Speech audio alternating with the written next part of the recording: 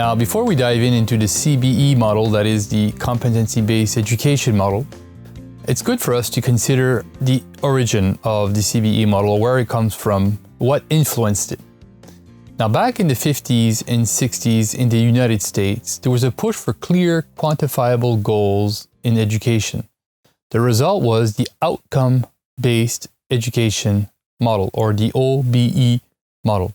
And that was popularized by Mr. Bloom himself, and he's the one who brought us Bloom's taxonomy. Now, if you're not familiar with that, we will discuss that in another video. Now, the outcome-based education model, or the OBE model, was kind of like a philosophical umbrella covering many expressions from standardized testing, experimental programs, to Common Core, which is very popular in the United States. Now, back in the 70s, there was a reform for teacher training and also vocational education. And that's where really the CBE model became popular in the United States. And they really wanted to measure what students learn instead of what was being taught.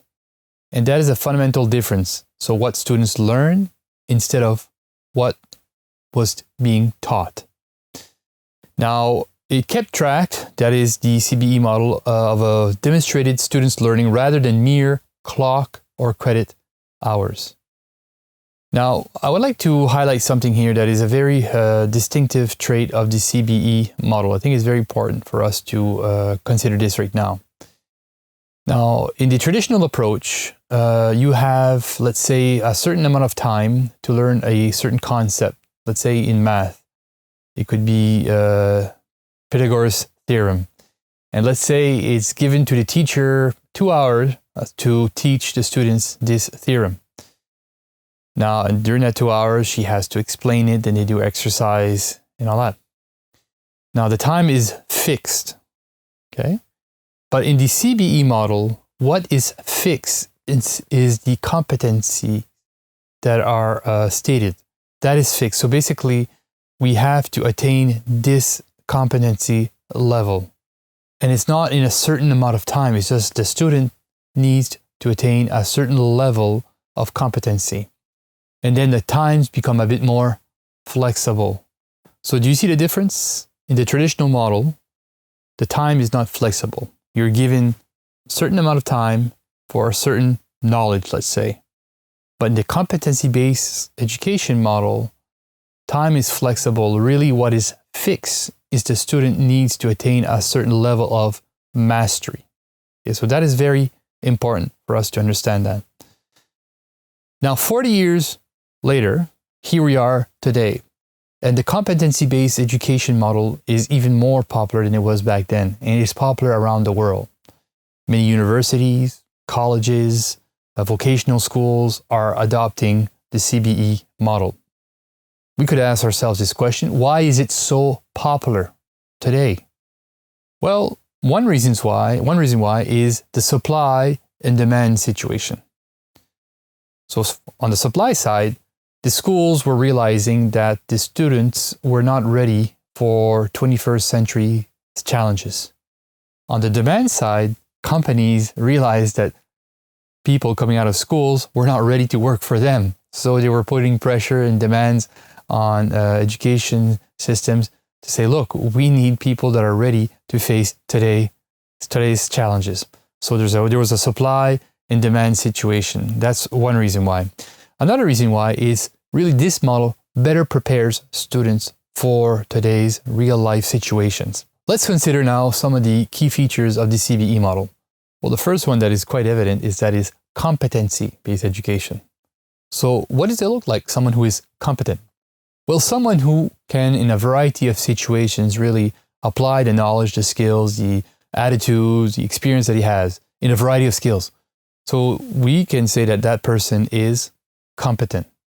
Now, competencies are like mini certifications. For instance, we can say that someone is able to do intermediate Excel. He has attained that level of competency. It could be like someone has a specific carpentry skill, or someone in nursing is able to do a specific task. It's almost like a mini certification. So that task, they know how to do it. That is something that's very important. Their learning outcomes are clearly established. So we know when they have attained a certain level of mastery. Also, something that is very important is to how do we assess in a CBE model. That is something that is very unique in the CBE model that we're going to consider in another video. Now, in the CBE model, it's mostly made for when we are teaching concrete skills instead of abstract learning. I'm not saying that it can't be used in abstract learning, but the CBE model is mostly used in the concrete skills. Now let's consider 5 principles of the CBE model. Number 1, students advance upon achieving mastery. Number 2, competencies include explicit, measurable, transferable learning objectives that empower students. Number 3, assessment is meaningful and a positive learning experience for students. Number 4, students receive timely, differentiated support based on their individual learning needs. Number 5, learning outcomes emphasize competencies that include application and creation of knowledge, along with the development of important skills and dispositions. Now, we're going to look also in another video, we're going to compare the traditional model with the CBE model, because I think a lot of you are asking yourself, well, is it really different from the traditional model? We're going to consider that in another video. And also in another video, we're going to consider how to implement the CBE model and the challenges that arise when we're trying to implement this model. And I can give you a little heads up. One of the challenges is actually trying to create a paradigm shift in the different stakeholders in education. That is one of the serious challenges in implementing the CBE model.